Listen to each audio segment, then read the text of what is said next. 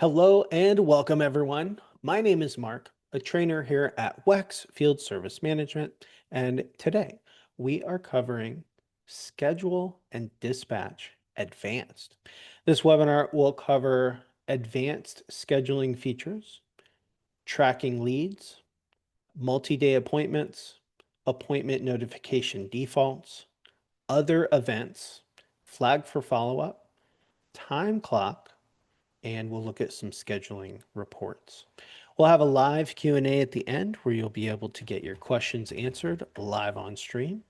And without further ado, let's dive into WEX FSM.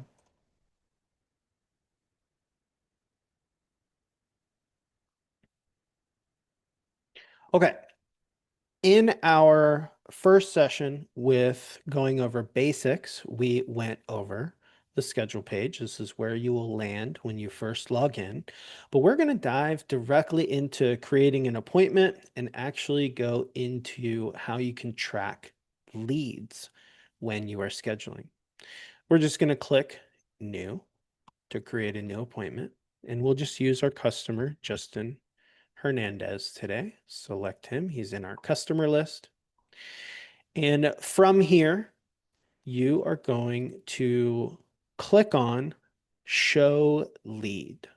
You may have never clicked on this before, but this dropdown for Show Lead will allow you to select a lead source. And a lead is basically, where did this job come from? You're going to go out, you're going to do this job, you're going to make money on it, and it would be nice to know where that came from so you could potentially strengthen your marketing efforts in the future for sources of income for jobs that you get. Now, in here, this section, this will allow you to say that this is a new lead. You can put in a description if you would like, but the required fields here are going to be a lead source. Let's say that I did a fall email marketing campaign, and this person, finally hit us up and said, hey, I saw your thing in the fall. I wasn't ready then, but I'm ready now for you guys to come out and take a look at my furnace, whatever it is. And then that way, where this job came from. And then the lead status, is this an active lead? Are they inactive? Did we lose the job on this? Is there any potential for future services to do with them? Maybe they have a furnace that's about to have their warranty expire and it's ready for a new system. Or was this something that you have won? You've already gotten money from this customer. And then from here, if you do have marketing campaigns already set up, you could attach the campaign maybe that they came from. If you had the fall email promotion, maybe that is what you select here. And then assignee, and you can search for assignees here. Lastly on this, I'm going to hover over this eye. Anytime you see a little eye like this, it's just a tip for what this means. If we hover over this, it says, if set to on, the job will be considered a sales opportunity and used in the close rate calculation. Now, if you really want to track your win-loss rate, your close rate on jobs, you can do this right here. When I turn this on, what this is saying is this is an opportunity. So let's say I'm talking to the customer and we're going to do a really big install for them, big roof replacement, big, plumbing job, whatever it is. And we're going to create a proposal for them to then accept or decline. If opportunity is turned on, that's going to tell your system that this is being counted as an opportunity. And then if you, win the job, you export or you convert the proposal to an invoice, you take payment. Your system will know that that has happened and mark this as a won job. If they decline it, you never actually do the job. You can close that out, and then that will be marked as a loss of a job.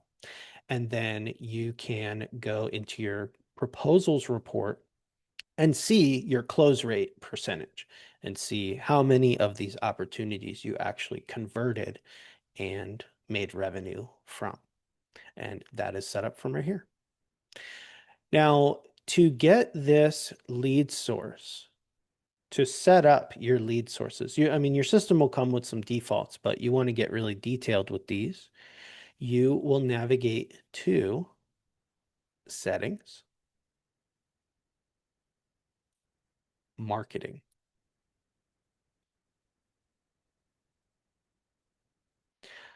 The first tab is the Lead Sources tab, and you would add your lead sources here.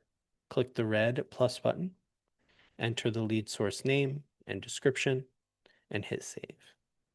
So, maybe they heard about you from Angie's List. Maybe they went to an event, a trade show, and saw you there. That might be another one you would want to add. But wherever your customers are coming from, I would add that to this list. And then when you are scheduling, scheduling with this customer for the very first time. Oh, hey, by the way, where did you hear about us? Oh, well, my neighbor told me. So, a lead source might be word of mouth. So that is lead sources. Next, let's take a look at how to schedule a multi-day appointment. And so we'll start fresh. A scenario here, I mean, there's a lot of different ways you can do this for today's scenario. Let's say that we're looking at in February, let's say that next week, one of my technicians needs to work the entire week on a single job. Instead of having to go in and create a job for every single day, you do not want to do that. You will want to create a multi-day event, and that will allow it to have one job folder with multiple appointments, and you can set those up in bulk at one time. To do this, let's go to New. We'll use our customer Justin again. And so in this scenario, we're going to want to click Show Advanced here in the Schedule Now tab. Click on Show Advanced. And now, if I hover over this little eye, it's going to give me an example of what kind of frequency options we have available. Every weekday, every 2 weeks on Tuesday, you're just going to type in what you want. And so let's say we want it to be every weekday, and it's going to start on the 9th, and it's going to end on the 13th. And then let's choose Dustin Bailey is going to be the one working the job. And, this will be a big ol' install. And then everything else is like normal.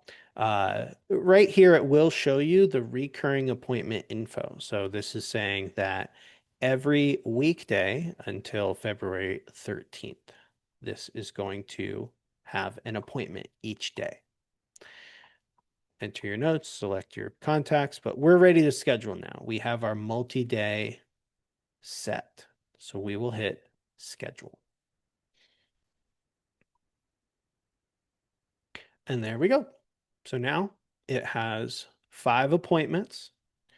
Let's go back to the daily view, and we'll actually skip over to next week.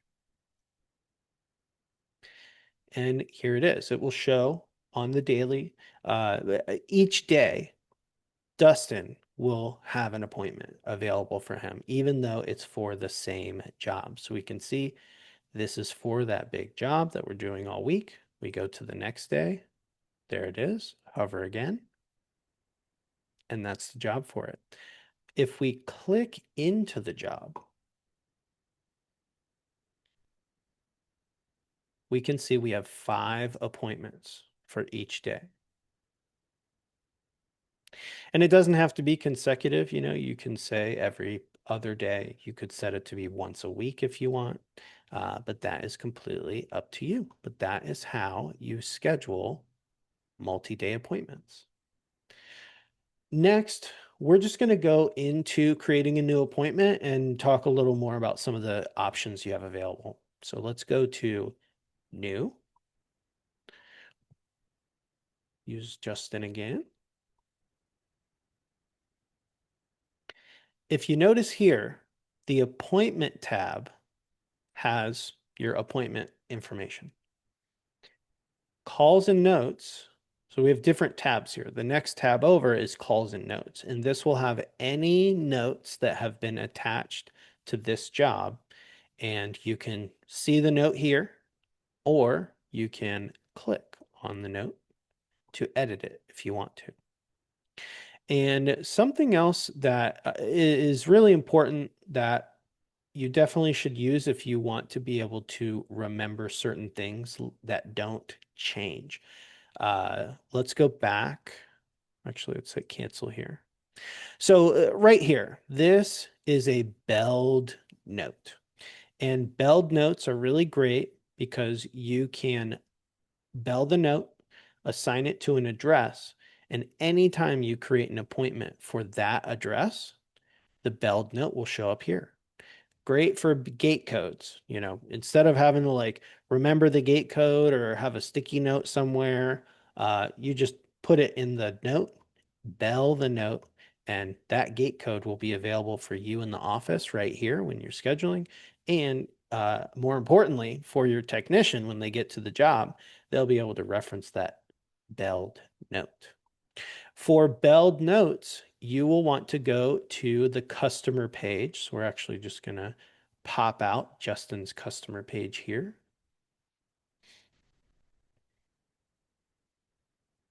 And to set up a belled note, you will use the quick actions on the customer page.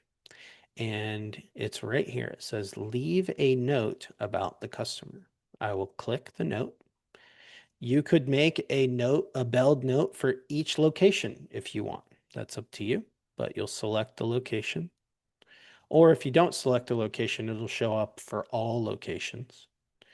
And then you put your info here. Gate code, this person has a mean dog. There's cats in the house. Don't let them out. Filter sizes, another great thing to put here. Whatever you want to remember every time you go out there, that's what I would put here. And the bell is right here. If you click on the bell, this note will be pinned to the top of the customer's timeline, so you can reference that easily when you look at the customer page. But as it relates to scheduling, it will appear on the customer's job and in the calls and notes section. So you'll hit save. And here is an example of a customer note. This is saved right at the top of the timeline. No matter how many jobs we make, that'll be right here. But then if we go back to our schedule, there's that belled note just auto attached. And then when we create the job, the technician will see that belled note. Balance is going to show you any unpaid invoices that are past the due date. So this is, how much, sorry, any open unpaid invoices will show here. It will give you a total. And you might want to check this. It's got a exclamation point here. If you see a little exclamation point, that is just a reminder that you should take a look at this. And what this is saying is that they have a balance. Maybe you have tried to collect from them many times before and they have not paid. And so now you are just aware of that. So I'm creating the appointment. We're going to come out and do another job for you, but just as a reminder, you do have this to pay. Now, something else that relates to this, let's say you've had it. Like this person has not paid us. We've done multiple jobs for them. We are going to stop doing service with them until they are fully paid. You can set the account on hold, and then it will not allow you to schedule this person. So we will go back to the customer page. And right here, right at the top right, we have active. If we click the drop down, account on hold. If we put the account on hold and I try to schedule another appointment, maybe someone who's not in the know that we have stopped working with them, they won't be able to do it because the account is on hold. Let's say they pay up, you're ready to go do another service for them. You can come right back here and set them to active again. But that is if they owe you money, they haven't paid. So that's balance. Maintenance plans, if the customer has a maintenance plan, it will show here. So you can just quickly reference what plan they're on. But more importantly, if they have a service that is unfulfilled, we are within their service window. It is time to schedule with them. Maybe you want to bring that up. We're going to come out and do your repair, but also we need to come out and do your maintenance too. Let's go ahead and get that scheduled. And you'll be able to see it says right here in yellow, customer has an unfulfilled service window at this location. And all that means is we are within the service window that you set and that appointment has not been completed. And equipment. This is a place to reference equipment that has been added to the account. Let's say that, the last time your technician went out, they updated the equipment, they looked at the equipment in front of them and documented that and attached that to the job. That will attach to the location. And then anytime you create a appointment for them in the future, you can just check what equipment they have right here. And it will tell you the name, the install date, manufacturer serial number, model number, and status. All right. So that is some details diving deeper into the regular customer appointment scheduling. You can also create internal events, which does come in handy. To do this, you will click New. And instead of choosing customer appointment, we're going to choose Other Event. Now, Other Event, this is great for any non-customer related events that are happening. If you click on event type, these are some examples. Maybe you want to put in everyone's birthday and then you can just shout them out because you'll be reminded when you look at the schedule. Maybe someone's out on holiday or sick leave. Maybe you want to create a sales meeting and set that as a recurring meeting every Monday. So every Monday, everyone will have this sales meeting on their schedule. And, they'll look at their device and be like, oh, I need to go in for the meeting this afternoon, whatever that is. Hit add new event type to customize the different event types. And so for this, let's say that someone is going to be out for the day at a doctor's appointment. And let's say that they are sick. And then you can update the color. Just realize that this will be the color of the actual event on the dispatch board. Click on the little color square here. And maybe, well, I don't want to make it gray because that means it's a completed appointment. Okay, that's fine. Maybe green. Place or area, like if you're scheduling a meeting, you could put where to go, the lobby, the back break room, whatever it is. And then you're just going to say the first event date. So let's say that he'll be sick tomorrow, only one time. And then the time, if we want it to be, he's out for the whole day. So let's say we will do this from, 8 a.m. to 6 p.m. That was 6 a.m. Sorry. 6 p.m. There we go. And then which users do you want this to apply to? So I know that Caleb is the one that's out, so I could just type Caleb. That's my field technician and select. Or you can put this event on all employees' calendars. Maybe you want to just have it go to field technician. So if you have your dispatch group set up, this makes this very easy to select these. But Doctor's appointment is for Caleb, so we're going to keep him there. And then, Caleb is sick and should be back, tomorrow, whatever it is. All right. Now you will click schedule. And if we go to tomorrow,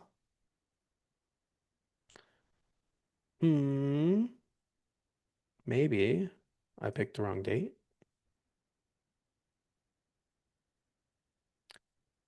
Let's see. Oh, we were looking at next week. That is my apologies. So let's go to the 5th.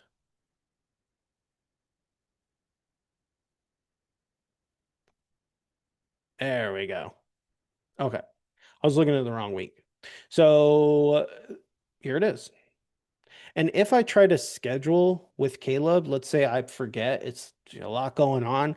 I try to schedule, it's going to say there's a conflicting appointment, and it'll remind you that he's at the doctor, which is really nice. So that is other events, which again, you just click new, and it's the other event option here.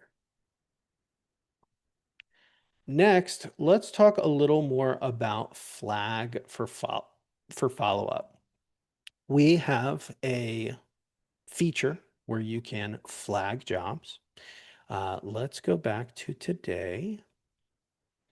You can flag any job. Let's just use this Kayla job here. We'll go into the job.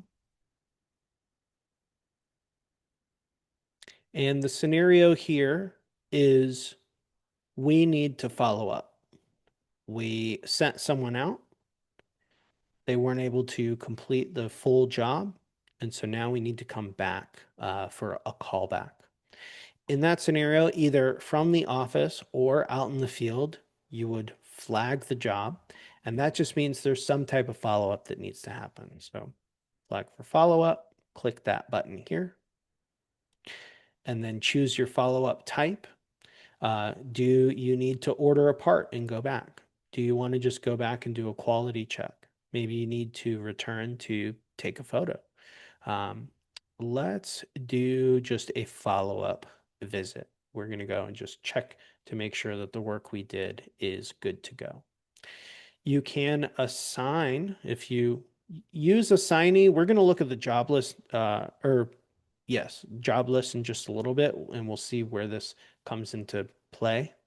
But assignee comes in really handy if you're going to heavily use flags. You can assign each flag to different members on your team. And then if I am coming into work for the day, I'm able to just toggle my name and see all flags assigned to me. And now I have my hit list, my to-do list of what I need to take care of as it relates to follow-ups. So for this example, let's say we'll just select Alex Murphy. And then you put what you need, go back, just check, all things, whatever it is, and hit save. So that will flag the job. It will be marked as a flag job in your system. If you go to the schedule page, you'll be able to see there's a flag now on there. And then you would click into the job to see this flag. From the office side here, you can update the flag by clicking on this banner and just make updates as needed. You can mark this as complete, and then it will remove it from the job. But maybe you don't want to only have the option to manage your flags individually. And so to manage your flags in bulk, you would use the job list. To do that, you will go to Jobs, Job List.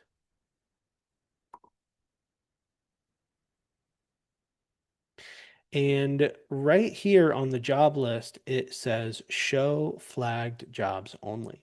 And if I select that, any job in my system that has a flag, I will be able to see here.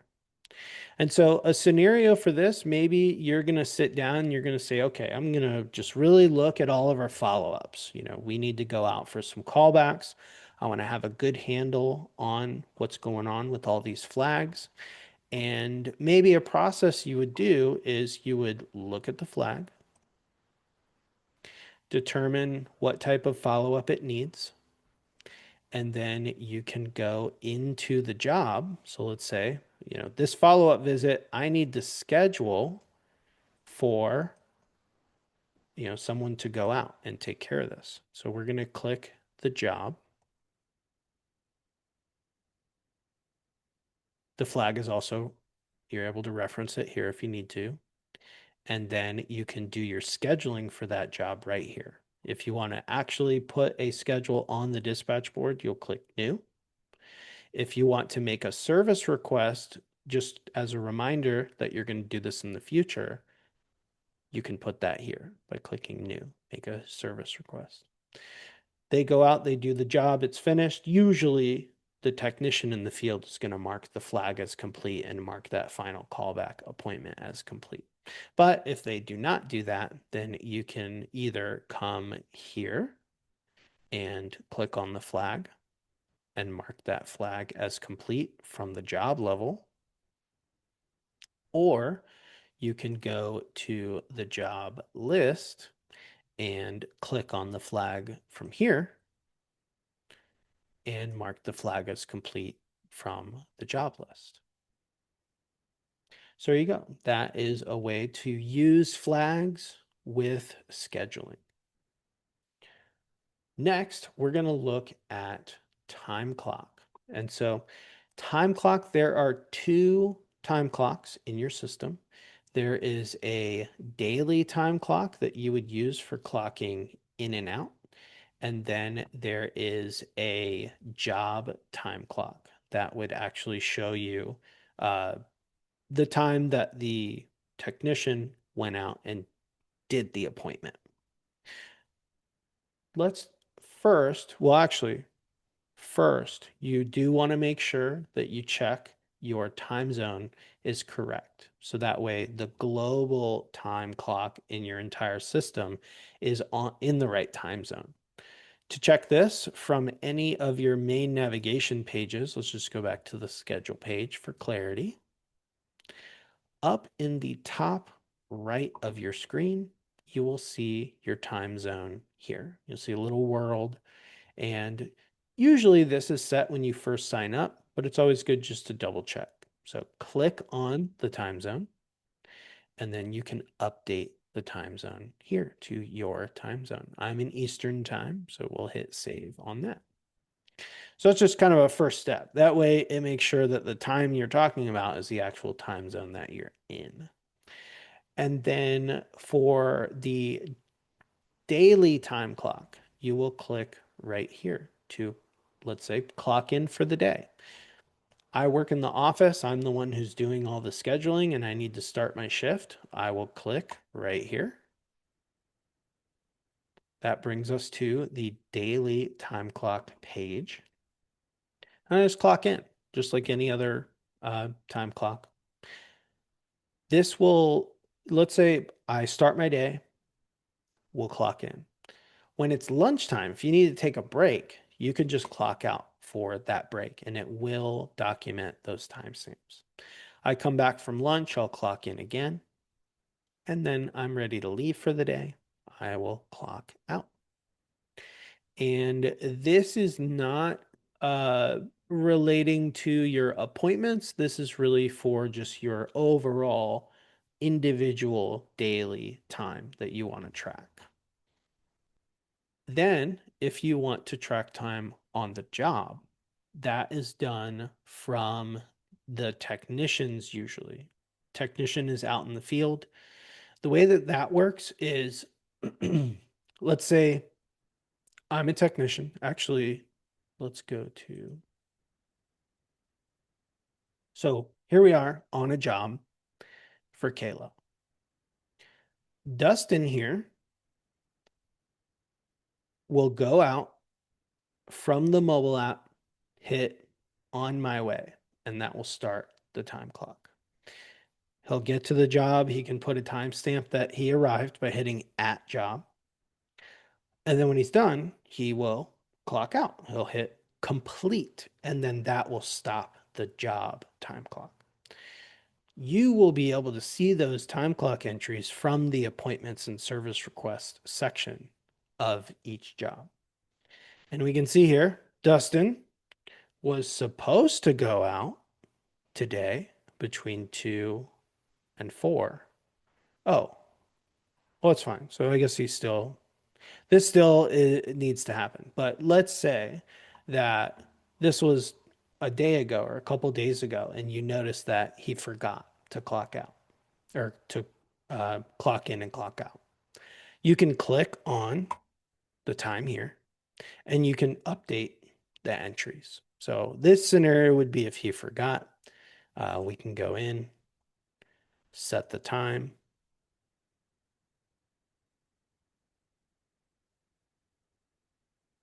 and hit save. And that will update the actual time. And so that's important to know. Scheduled is the scheduled time when you created the appointment. Actual is going to be what they clock in when they're out in the field. Make any adjustments or updates you want right from here by clicking on the time and updating the entries. And if you want to get more detailed, technically, here you could do, let's say at 1:30 is when he started driving to the job. He got there around 2:04, and that was when he was en route. So we will save that. But then he actually did the job from 2:04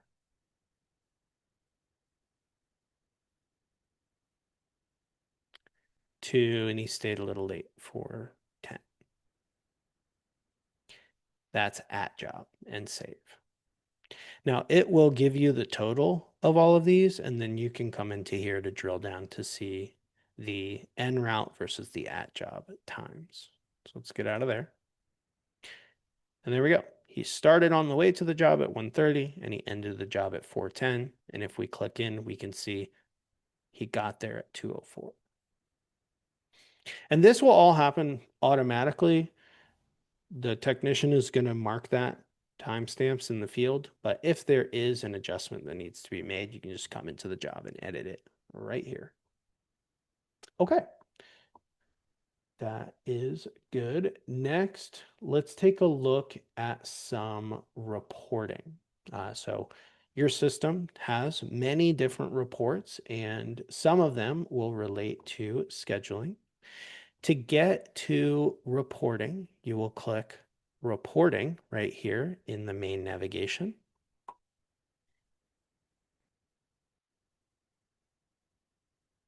If you have advanced reporting in your subscription, you will need to click into original to see the original reports. But let's look at some appointment reporting. The first one, let's go to appointments. So in the job section on the reporting page, appointments.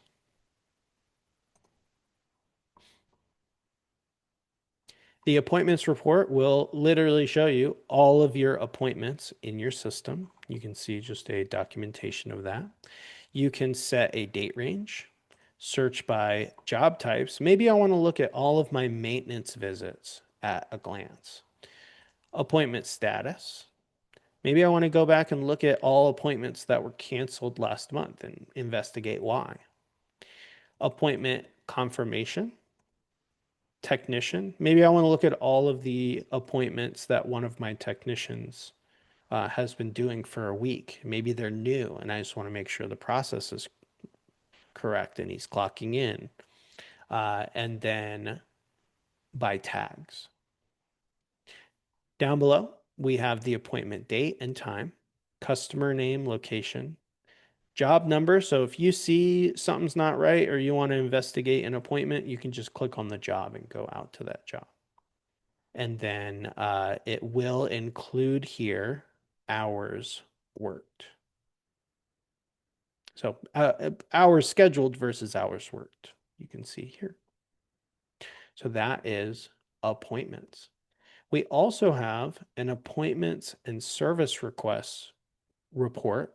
So appointments only has actual appointments that were scheduled, but appointments and service requests will allow you to see your work queue items, service requests as well.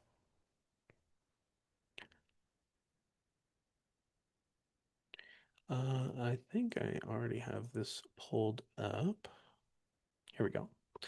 This gives you a lot of opportunity to drill down with filters. And from here, something else that's unique about this is you can see the appointment notes. So without even having to click into the job, you can see the notes from here. Also, you can, if you want to download this report, you will click the choose a format to download option here. It's like a little TV icon. And then you can download as a JPEG. Crosstab is Excel file, PDF, or PowerPoint. Next, let's look at the job summary report. And so let's go back to reporting. And actually, I'm going to close some of these tabs. I got a lot of tabs going on. Cool. So we did that. We did that. And here we go. So we are at reporting. And we want to go to the job summary report, which will be right here. Job summary.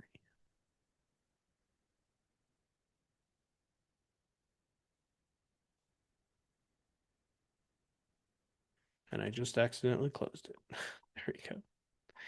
So the job summary report, I mean, this is great for just looking at the overall health of each job. You can see number of appointments and were they scheduled and were they completed. And so if you maybe you're sitting in the office and you're just thinking like, are all of my appointments that I'm scheduling being completed? And you can track that daily because you can see when those icons turn gray. But to see it in bulk, I would come here. You know, let's say we want to look at last week.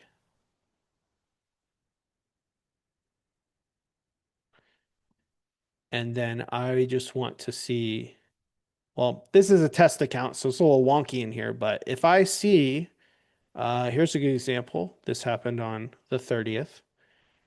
An appointment was scheduled, but it was not completed. And 3 invoices were created. So something happened here. And now you can click into the job with the job link here and investigate and just see what happened. Maybe he just forgot to mark the appointment as complete, and then you can go over that process again with that individual. But great place to check scheduled versus completed appointments from the job summary report. And then our final report that we'll look at is scheduled versus actual time. So let's go to reporting. And then under users, we'll go to scheduled versus actual time. This is going to show you your technicians, the date of their timestamps when they were clocking in for the job. This is job time clock information. And then remember earlier, I was saying you could kind of differentiate en route at job complete. You can see that in bulk here. So I can see how much time they spent driving to the job and then how much time they spent at the job and then the total time on that job. And then if I hover over this little I for unaccounted time, that represents the time that the user was clocked in to the global time clock, but not en route or checked into the job. So these 2 time clocks will work in tandem. If I'm clocked in on the daily time clock, but I am not tracking any time on jobs, it's going to show up here. And so maybe you want to look into that. So that is scheduled versus actual time. All right. So that is all the information that we have for today's presentation. We're going to jump into our Q&A now. But I just want to say thank you so much for joining. My name is Mark with WEX Field Service Management, and this has been Schedule and Dispatch Advanced.